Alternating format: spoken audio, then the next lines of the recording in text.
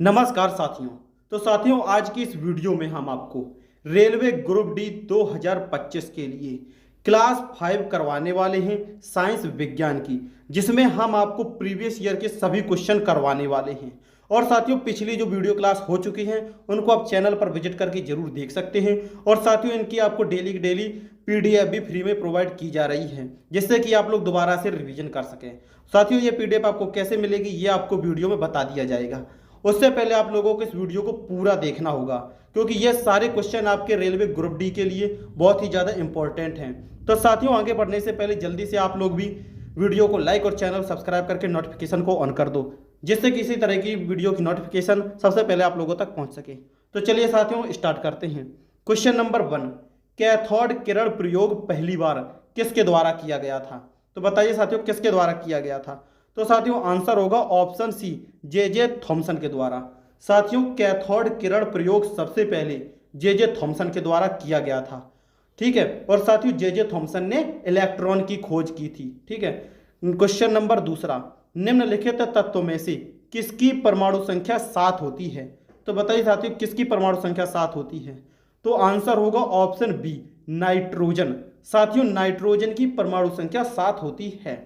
Next, question number 3, photographic film से photo विकसित करने में किस रसायन का उपयोग किया जाता है? तो किस रसायन का उपयोग किया जाता है बताइए?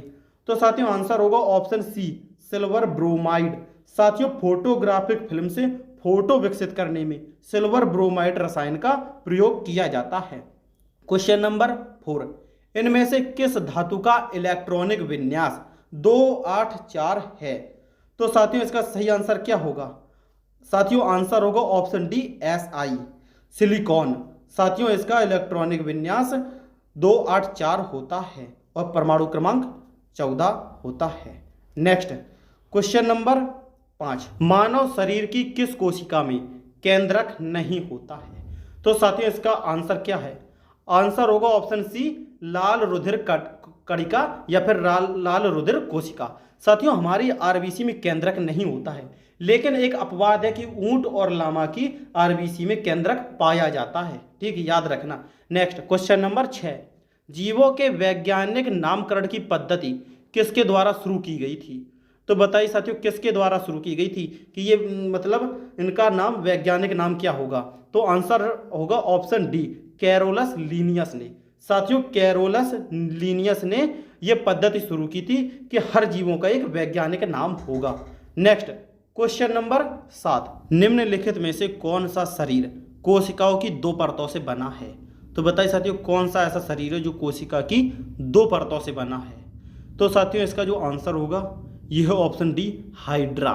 साथियों, हाइड्रा का शरीर कोशिकाओं यानी सेल्स की 2 परतों से बना होता है। ठीक है। नेक्स्ट, क्वेश्चन नंबर 8, आवर्त सारणी के उस वर्ग की पहचान करें जिसमें लोहा संबंधित है। ठीक है, किससे लोहा संबंधित होता है? वर्ग 8 से, या फिर वर्ग 6 से, वर्ग 5 से, या फिर ऑप्शन डी, वर्ग 7 से। तो साथियों, आंसर होगा ऑप्शन ए, वर्ग 8 से। साथियों, आवर्त सारणी के वर्ग 8 से लोहा संबंधित होता है। नेक्स्ट, क्वेश्चन नंबर 9, संवेग के परिवर्तन की दर क्या है? तो बताइए, संवेग के परिवर्तन की दर क्या होती है? क्षेत्रफल, दाब, बल, या फिर ऑप्शन डी, वेग। तो साथियों, आंसर होगा ऑप्शन सी, बल। साथियों, संवेग में अगर परिवर्तन करना है वेग में, तो साथियों उसमें बल लगाना पड़ेगा, इसलिए संवेग की परिवर्तन की दर बल होती है। ठीक है। नेक्स्ट, क्वेश्चन नंबर 10, जब एक लटकते हुए कालीन को छड़ी से पीटा जाता है तो उसमें से धूल के कण निकलने लगते हैं, यह किस घटना का सबसे अच्छा उदाहरण है? तो बताइए साथियों, किस घटना का सबसे अच्छा उदाहरण है? तो आंसर होगा ऑप्शन ए, न्यूटन की गति का पहला नियम। और साथियों, न्यूटन की गति के पहले नियम को हम गैलीलियो जड़त्व का नियम भी कहते हैं, और इसको सर्वप्रथम गैलीलियो ने मतलब विकसित किया था। ठीक है। नेक्स्ट, क्वेश्चन नंबर 11, निम्नलिखित में से कौन सा पादप हार्मोन है जो कोशिका विभाजन में सहायता करता है? तो बताइए साथियों, कौन सा हार्मोन है? ऑक्सिन, ऑब्सिसिक एसिड, या फिर साइटोकाइनिन, या फिर गिबरेलिन। तो आंसर होगा ऑप्शन सी, साइटोकाइनिन, जो साथियों पादप हार्मोन में कोशिकाओं की वृद्धि के लिए आवश्यक होता है। नेक्स्ट, क्वेश्चन नंबर 12, इनमें से कौन सी एक कोशिकीय जीव है? तो बताइए साथियों कौन सा है जो एक कोशिकीय जीव है? जू, पैरामीशियम, सी नंबर पर ब्रेड फफूंद, या फिर ऑप्शन डी अमरबेल। तो साथियों आंसर होगा ऑप्शन बी पैरामीशियम। साथियों जो पैरामीशियम है ये एक कोशिकीय जीव होता है। नेक्स्ट क्वेश्चन नंबर 13, जड़त्व का नियम सर्वप्रथम किसके द्वारा प्रतिपादित किया गया था? तो किसके द्वारा किया गया था? आइंस्टीन, न्यूटन, गैलीलियो, या फिर ऑप्शन डी एडिसन। तो साथियों आंसर होगा ऑप्शन सी गैलीलियो के द्वारा। साथियों न्यूटन की गति का पहला नियम को जड़त्व का नियम कहते हैं और इसका प्रतिपादन सबसे पहले गैलीलियो ने किया था। ठीक है। क्वेश्चन नंबर 14, अधातुएं निम्नलिखित में से किसकी कुचालक होती हैं? तो बताइए साथियों अधातुएं जो होती हैं वो किसकी कुचालक होती हैं? तो आंसर होगा ऑप्शन सी ए व बी दोनों। साथियों ऊष्मा और विद्युत ये दोनों की कुचालक होती हैं अधातुएं। ठीक है। नेक्स्ट क्वेश्चन नंबर 15, किस चिकित्सा स्थिति में व्यक्ति निकट की वस्तुओं को स्पष्ट देख सकता है लेकिन दूर की वस्तुएं धुंधली दिखाई देती हैं? तो साथियों इसका आंसर क्या होगा? तो साथियों आंसर होगा ऑप्शन बी मायोपिया। साथियों इसको मायोपिया कहते हैं जब व्यक्ति को पास की वस्तुएं तो दिखाई देती हैं लेकिन दूर की वस्तुएं नहीं दिखाई देती। तो साथियों इसको मायोपिया के अलावा निकट दृष्टि दोष भी कहते हैं। नेक्स्ट क्वेश्चन नंबर 16, दूध प्रोटीन के पाचन के लिए दिए गए एंजाइमों में से कौन सा उत्तरदायी है? तो पूछ रहा है कि कौन सा एंजाइम है जो दूध की प्रोटीन का पाचन करता है?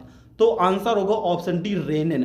साथियों दूध की प्रोटीन के पाचन के लिए रेनिन एंजाइम जिम्मेदार होता है।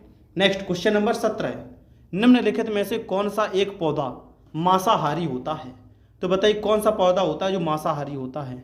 तो साथियों आंसर होगा ऑप्शन बी ड्रोसेरा। साथियों ये ड्रोसेरा एक पौधा है जो मांसाहारी होता है। ठीक है। नेक्स्ट क्वेश्चन नंबर 18, सामान्यतः परमाणु के नाभिक में होते हैं तो कौन होते हैं? तो आंसर होगा ऑप्शन ए प्रोटॉन और न्यूट्रॉन। साथियों परमाणु के नाभिक में प्रोटॉन और न्यूट्रॉन होते हैं और इलेक्ट्रॉन नाभिक के चारों ओर चक्कर लगाते हैं। ठीक है। नेक्स्ट क्वेश्चन नंबर 19, विलेय और विलायक मिश्रण कहलाता है तो क्या कहलाता है? निलंबन, विलयन, इलेक्ट्रोलाइट, या फिर ऑप्शन डी पायसन। तो साथियों इसका आंसर होगा ऑप्शन बी विलयन। साथियों विलेय और विलायक का मिश्रण विलयन कहलाता है। ठीक है। नेक्स्ट क्वेश्चन नंबर 20, किस कोण से फेंके जाने पर कोई वस्तु सर्वाधिक दूरी तक प्रक्षेपित होती है? तो साथियों पूछा जा रहा है ऐसी किस कोण से कोई वस्तु फेंकी जाए कि वो सर्वाधिक दूरी तक गिरे? तो साथियों इसका आंसर होगा ऑप्शन डी 45 अंश। साथियों अगर हम 45 डिग्री पर कोई वस्तु फेंके तो वो सर्वाधिक दूरी तक जाएगी। तो साथियों आज की हमारी ये वीडियो क्लास यहीं पर खत्म होती है। और साथियों अगर आपको ये वीडियो क्लास पसंद आई हो तो वीडियो को लाइक और चैनल को सब्सक्राइब जरूर कर देना। और इसी के साथ साथियों अगर आपको इसकी पीडीएफ वगैरह चाहिए तो साथियों ये पीडीएफ आपको हमारे Telegram group Indian exam maker पर मिल जाएगी, वहां से जाकर आप लोग डाउनलोड कर सकते हो। और साथियों कमेंट बॉक्स में जरूर बताना कि आपको ये वीडियो क्लास कैसी लगी।